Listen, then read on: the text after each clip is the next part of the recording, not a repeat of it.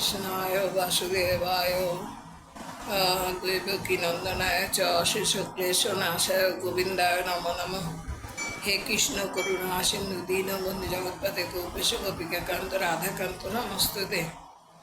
নমস্কার। আজ আমি প্রথমে রাশিফলটা বলবো। আজকে রাশিফল হলো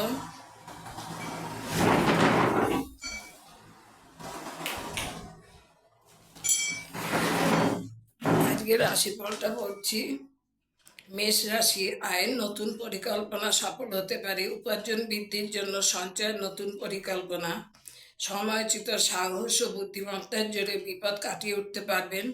চোখের সমস্যায় কষ্ট পাবেন। বৃষ রাশি, জমি বাড়ি ক্রয় বিক্রয় নিয়ে গুরুজনের সাথে মনোমালিন্য হবে।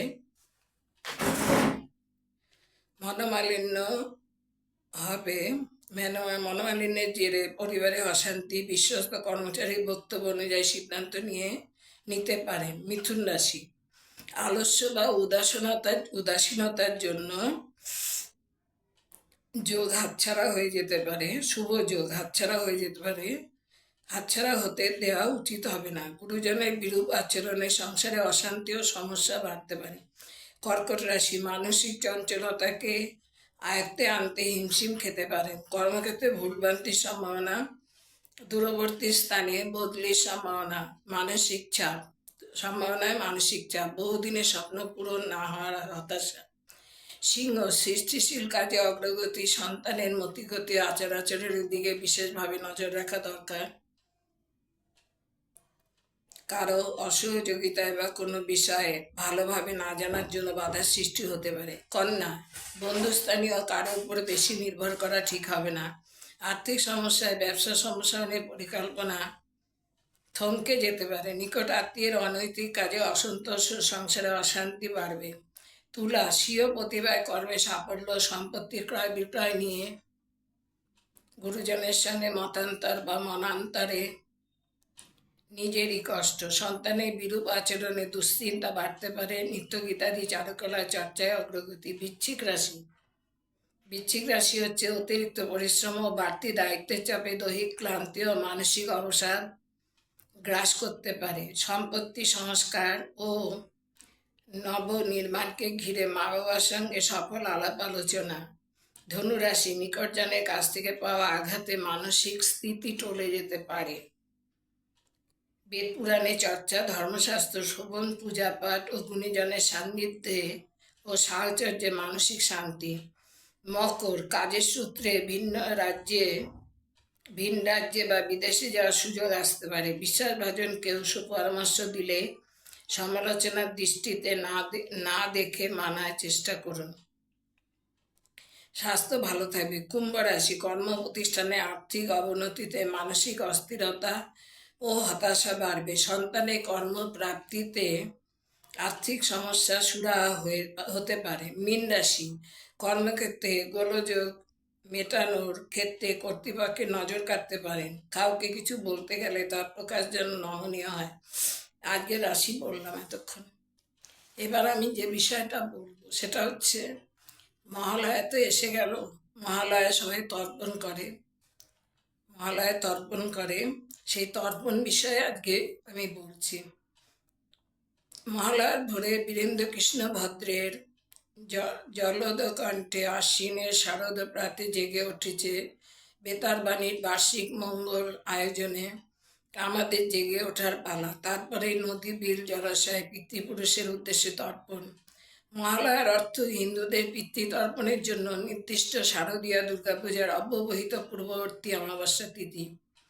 সংস্কৃতে মহাশব্দের অর্থ হচ্ছে উৎসব, আর পিতৃপুরুষের আলয় হলো আশ্রয়। আবার তর্পণ হলো তৃপ্তিবিধান, মৃত পূর্বপুরুষদের প্রীতির জন্য জীবিত বংশধর কর্তৃক জলদান। সম্পন্নতার আলোচনায় হিন্দু ধর্মশাস্ত্র ও দর্শনের সাহায্য নিতে হবে। সেখানে বলা হয়েছে, শরীরের মৃত্যু হলেও আত্মা অবিনশ্বর। এই অমৃতময় পৃথিবীতে যারা আসেন, একদিন তারা চলে যান। কোথায় যান? কোথা থেকেই বা আসেন? এ বড় জটিল ধাঁধা। জীবন প্রহেলিকাময়। মাতৃগর্ভ থেকে ভূমিষ্ঠ হওয়ার পর সময়ের আদরে বেড়ে ওঠা, তারপর একদিন পঞ্চভূতে বিলীন হওয়া, শরীর যায়, থাকে আত্মা, আত্মার অমরত্বের দর্শনকে প্রতিষ্ঠা দেয় আত্মার তর্পণ তথ্য। প্রতিটি মানব সন্তানের পিতা ও পিতার পিতা তস্য পিতা সুতো ছাড়তে ছাড়তে পৌঁছানো যায় আদি পিতায়। মনে প্রশ্ন জাগতেই পারে, কোথায় তার অবস্থান? উত্তর হচ্ছে পিতৃলোকে। আমাদের ধর্মবিশ্বাস প্রতিষ্ঠা দিয়েছে মাথার উপর স্বর্গ আর পায়ের নিচে নরক। মৃত্যুর পর আদি পিতার হাত ধরে আত্মা পিতৃলোকে পৌঁছায়। মৃত্যু হচ্ছে মুক্ততার প্রতীক। আমাদের ধর্মশাস্ত্র তার দর্শন ও ব্যাখ্যা বিমুগ্ধই করে না, কল্পনার ব্যাপ্তি আর উদারতা মনে বিস্ময় জাগায়। সীমায়িত জীবন থেকে অসীমতায় যাত্রা তর্পণ মনে এনে দেবে সেই অসীমতা যাত্রার অনুভূতি। জানা গেছে মৃত্যুর পর মৃত পূর্বপুরুষেরা যে সূক্ষ্ম শরীরে অবস্থান করে সেই শরীরকে তৃপ্তি দেওয়ার জন্যই শাস্ত্রীয় বিধি অনুযায়ী জলক্রিয়া বা তর্পণ। কিভাবে তর্পণ করবেন? নদী বা জলাশয়ে তর্পণ করা বাঞ্ছনীয়। একটা পা থাকবে জলে আর একটা পা থাকবে স্থলে। দক্ষিণমুখী হয়ে দুবার আচমন ওং বিষ্ণু বলতে হবে।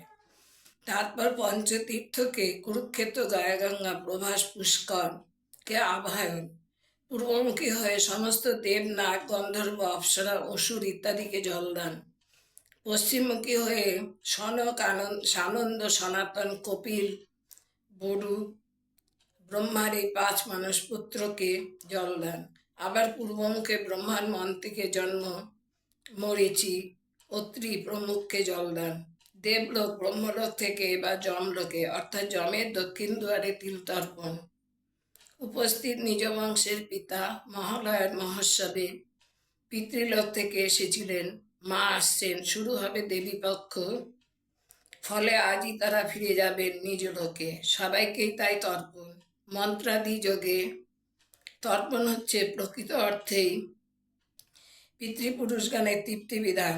পিতা তৃপ্ত হলে সকল দেবতাগণ তুষ্ট হন। বাম হাতে লোমশূন্য স্থানে বস্ত্রের উপর তিল রেখে ডান হাতের অঙ্গুষ্ঠ আর অনামিকা দিয়ে কিংবা কেবল অঙ্গুষ্ঠ বা তর্জনী দিয়ে তিল গ্রহণ করতে হয়। পরিধেয় বস্ত্রে তিল রাখতে নেই। বাম হাতে মাটির লেপে তার উপর তিল রাখা হয়। কোষাকুষি 8 আঙুলের কম না হয়। বাম ও ডান হাতের অনামিকায় কুশের অঙ্গুরি পড়তে হয়।